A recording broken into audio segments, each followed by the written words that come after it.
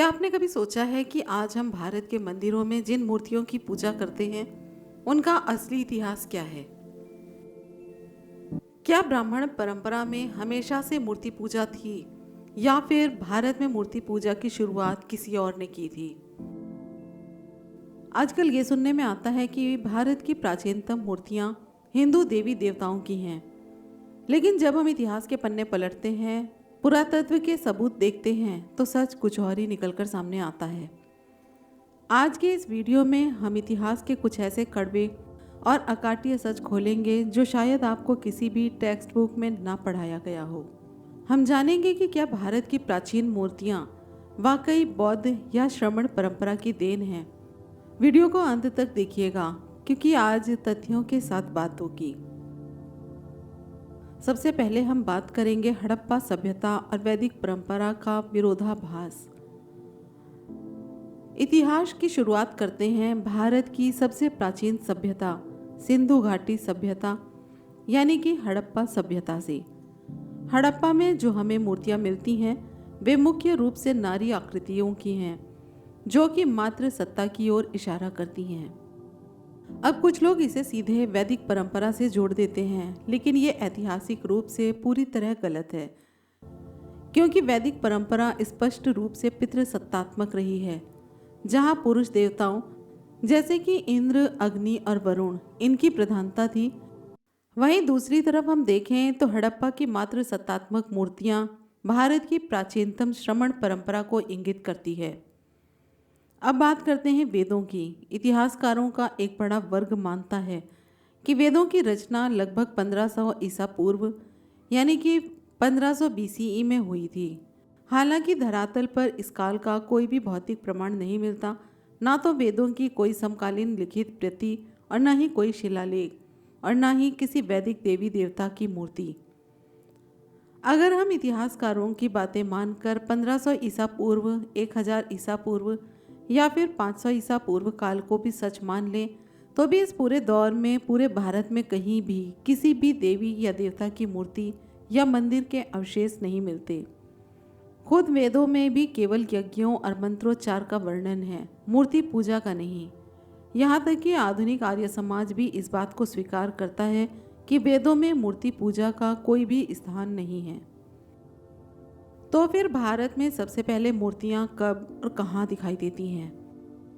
इसका जवाब हमें मिलता है 2री सदी ईसा पूर्व में बहरुत और सांची के बौद्ध स्तूपों पर। लेकिन आज इंटरनेट और सोशल मीडिया पर एक बड़ी गलतफहमी फैलाई जाती है।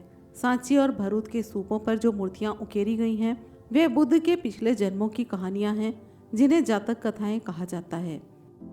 वहाँ जो सुंदर स्त्री और पुरुष की मूर्तियां हैं वे दरअसल यक्ष और यक्षिणी हैं जो प्राकृतिक और लोक परंपरा के प्रतीक थे। आज की विडंबना देखिए, आज कुछ लोग और यहाँ तक कि एआई बॉट्स भी इन्हें हिंदू मूर्तियाँ बताकर प्रचारित कर देते हैं, जो कि सरासर गलत और इतिहास के साथ छेड़छाड़ है। भारत के मूर्ति शिल्प के इतिहास में सबसे बड़ा मोड़ आता है मथुरा कला यानी कि मथुरा स्कूल ऑफ आर्ट के दौरान। ऐतिहासिक तथ्यों के अनुसार भारत में इंसानी रूप में पहली बार बुद्ध की मूर्ति मथुरा कला के अंतर्गत ही बनी थी। वास्तव में पहली बार बड़े पैमाने पर मूर्तियां बनाने का काम कुषाण वंश के राजाओं ने, विशेषकर कनिष्क ने किया था। कुषाणों ने सबसे अधिक बुद्ध की मूर्तियां बनवाई, कुछ जैन तीर्थकरों की मूर्तियां बनवाई और कुछ मूर्तियां अपने पूर्वजों और अपने यूनानी देवी देवताओं की बनवाई। इन्हीं मूर्तियों को आज भ्रम फैलाकर कुछ और साबित करने की कोशिश की जाती है। अब सवाल उठता है कि ब्राह्मण या वैदिक धर्म में मूर्तियों का प्रवेश कब हुआ? ब्राह्मण धर्म की मूर्तियों की स्पष्ट और प्रमाणिक जानकारी हमें गुप्त काल से मिलनी शुरू होती है। हालांकि इससे पहले भी कुछ बिखरी हुई आकृतियां मिलती हैं, लेकिन वो स्पष्ट नहीं हैं। मज़ेदार बात यह है कि गुप्त काल में जो हिंदू देवी देवताओं की मूर्तियां बननी शुरू हुई उन पर भी बौद्ध धर्म की महायान शाखा का गहरा प्रभाव था। मशहूर कला इतिहासकार आनंद कुमार स्वामी ने अपनी पुस्तक the origin of the Buddha image में स्पष्ट किया है कि हिंदू देवताओं की मूर्तियां बनाने के लिए बौद्ध महायान की मुद्राओं जैसे अभय मुद्रा और वरद मुद्रा और उनके कलात्मक चिन्हों को ही आधार बनाया गया था। भारत में भव्य रूप से मूर्ति पूजा की नींव रखने वाले असल में महायानी बौद्ध ही थे। आज हम जिन हिंदू देवी देवताओं की सुंदर पेंटिंग्स और तस्वीरें अपने घरों में सजाते हैं, वे भी प्राचीन महायानी मूर्तियों के शारीरिक गठन और मुद्राओं से प्रेरित हैं, जिन्हें 19वीं सदी में महान चित्रकार राजा रवि वर्मा ने कैनवास पर उतारा था। इतिहास गवाह है कि भारत में मूर्ति पूजा की वैज्ञानिक और कलात्मक शुरुआत समण और बौद्ध परंपरा से हुई थी। वैदिक या ब्राह्मण परंपरा में मूल रूप से यज्ञ प्रधान था, जिसने बाद में महायान बौद्ध धर्म के प्रभाव में आकर मूर्ति पूजा को अपनाया। कोशिश करेंगे इस तरह की और भी वीडियो आपके लिए लेकर आएं।